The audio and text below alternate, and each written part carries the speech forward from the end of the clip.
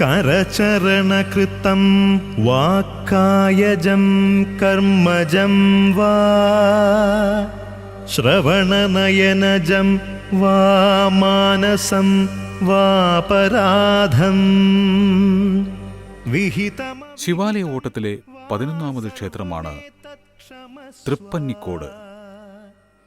മഹാവിഷ്ണുവിന്റെ വരാഹാവതാരവുമായി ബന്ധപ്പെട്ടതാണ് ഈ ക്ഷേത്രത്തിന്റെ ഐതിഹ്യം.